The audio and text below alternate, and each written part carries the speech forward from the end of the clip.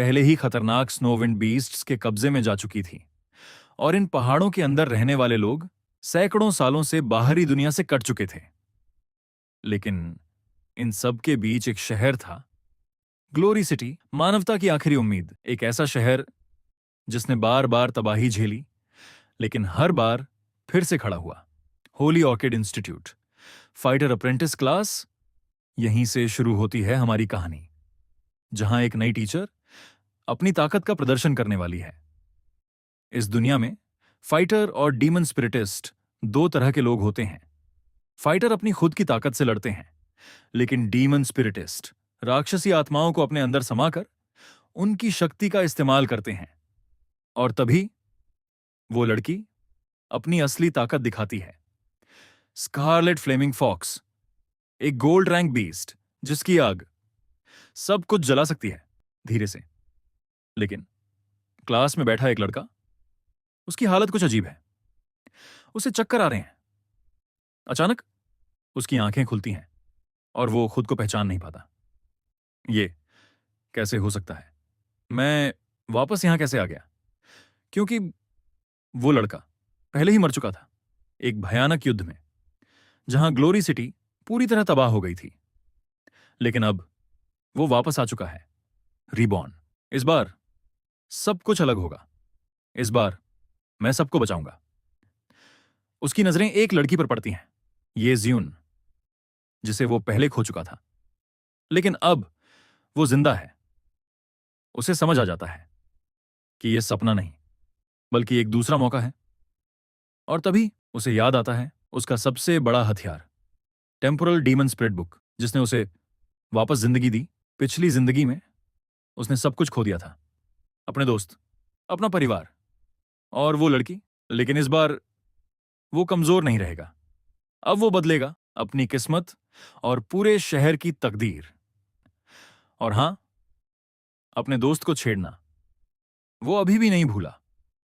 लेकिन दिल से वो जानता है किसे बचाना है और किसके लिए लड़ना है। और यहां एक लड़की है जिसका नाम है ये ज़ियोन, रहस्यमयी, खूबसूरत और बेहद ताकतवर। उसकी पहचान इतनी खास है कि स्कूल का प्रिंसिपल खुद उसके रहने का इंतजाम करता है। और ये हैनिली, जो सबके सामने बिना सोचे बोल देता है, ये मेरी है। पूरी क्लास चौंक जाती है। कुछ हंसते हैं, कुछ हैरान रह जाते हैं। लेकिन नीली के लिए यह मजाक नहीं है। पिछली जिंदगी में ये ज़ियून उसकी अधूरी मोहब्बत थी। इस बार वो उसे खोना नहीं चाहता। तभी क्लास में आती हैं टीचर चेन शू, एक बेहद ताकतवर डीमन स्पिरिटिस्ट। वो बताती हैं इस दुनिया में दो तरह के लोग होते हैं, फाइटर्स और डीमन स्पिरिटिस्ट्स।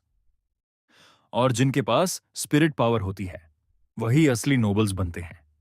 टीचर साफ कहती हैं इस दुनिया में इक्वालिटी नाम की कोई चीज नहीं है। कॉमनर हमेशा कॉमनर ही रहेगा। और अगर नोबल बनना है तो एक्स्ट्रॉर्डिनरी टैलेंट चाहिए। लेकिन नेली ये सब पहले ही देख चुका है। वो जानता है असली सच क्या है।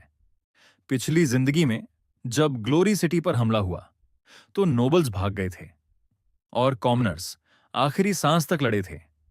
नेली खड़ा होता है और टीचर से एक ऐसा सवाल पूछता है, क्या आपने ग्लोरी सिटी के बाहर की दुनिया देखी है?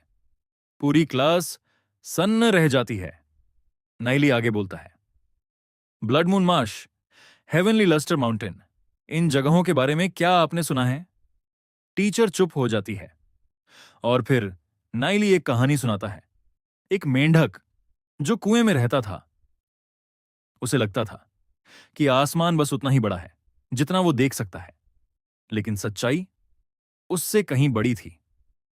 हम भी उसी मेंढक जैसे हैं जो अपनी छोटी सी दुनिया को ही पूरी सच्चाई मान लेते हैं। कुछ लोग उसका मजाक उड़ाते हैं, कुछ लोग उसकी बात समझ जाते हैं।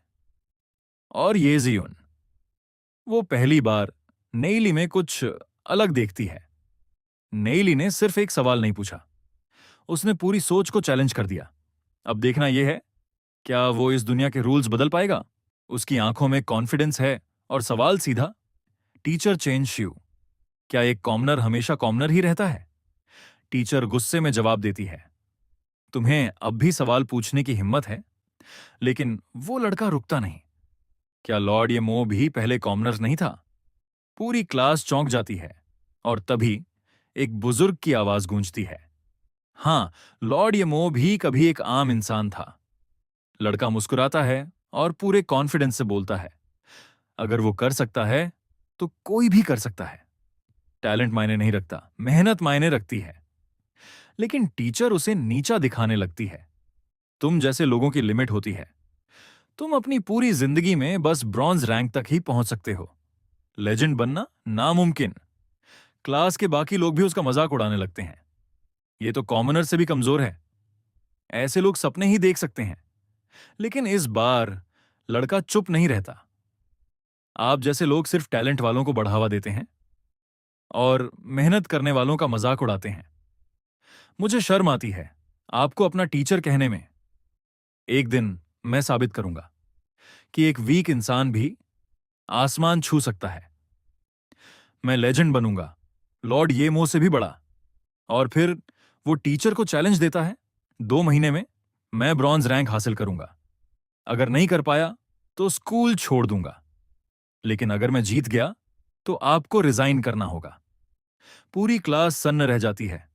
सबको लगता है ये पागलपन है। टीचर लाफिंग, तुम 5 से 100 तक जाओगे सिर्फ 2 महीने में? ये मजाक है। मैं सिर्फ बातें नहीं करता, मैं इम्पॉसिबल को पॉसिबल बनाता हूं। क्योंकि असली ताकत टैलेंट नहीं, बल्कि हार ना मानने की जिद होती है।